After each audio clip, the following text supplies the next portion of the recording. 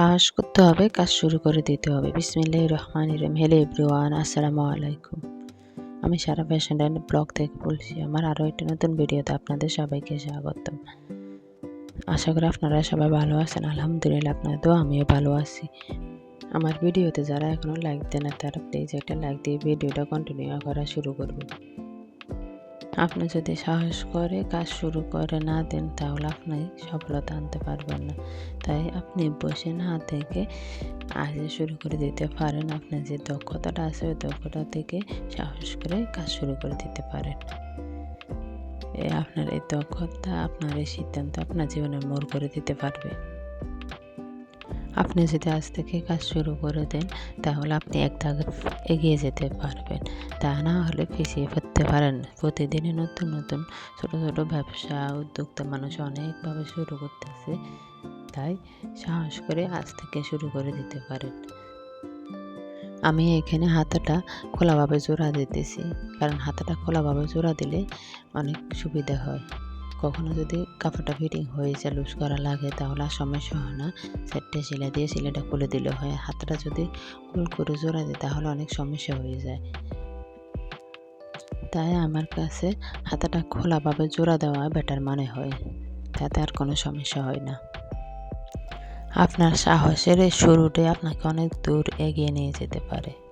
আপনি যদি চান কিছু করবেন, তাহলে বসে না থেকে সময় নষ্ট না করে এই সময়টাকে কাজে লাগিয়ে নিতে পারেন। আমি এখানে 6 মাস বয়সী বাচ্চাদের হালকা শীতের একটা পুতুয়া বানাইতেছি।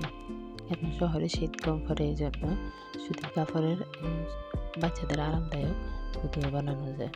আসলে আমি আগে তেমন কোনো কাজ পারতাম না, আস্তে আস্তে শিখতে শিখতে এখন আসলে অনেক ভালো পারি। আপনারাও কি সব কাজ পারলে পরে শুরু করতে হবে এমনটা না। আপনার যদি অল্প একটু আইডিয়া থাকে, তাহলে কাজ শুরু করে দিতে পারেন। আপনি ইউটিউব দেখে শিখে বা আশেপাশে কেউ থেকে ট্রেনিং নিয়ে শিখে আপনি যে কোনো কাজে শুরু করে দিতে পারেন। শুরু না করলে তো আপনি পারবেন না। আপনার সাহস আর শুরুটাই হতে পারে আপনার সফলতার মূল অংশ। আপনি যদি কাজ শুরু করতে ভয় পান, তাহলে তো হবে না। আপনি নিজে থেকে সাহসী করে তুলতে হবে, তাহলে কাজ শুরু করে দিতে পারেন। আমার এক স্টুডেন্ট সেলাই শিখতে আসে, 2 থেকে 3 দিন শিখে বলে, ভাবি আমি পারবো না পারবো না।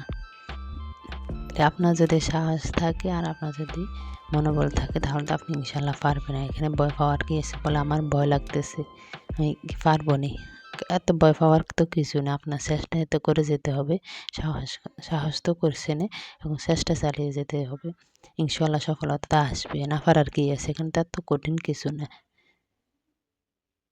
আপনারা যারা বাসায় সেলাইয়ের কাজ শিখেন, তারা প্লিজ একটু কমেন্ট করে জানাবেন কত করে সেলাইয়ের কাজ শিখেন। আমি আর কাউকে এরকম হাতে কলমে নিজে সেলাইয়ের কাজ শিখে নেই। কেউ যদি একটু না পারে, আসলে দেখাই দিতাম, তাতে ধরা পড়ে যেত। এরকম নতুন করে কোনো স্টুডেন্টকে আর সেলাই শেখাই নেই। এই জন্য আপনাদের কাছে জানতে চাইছি, বললে একটু ভালো হবে।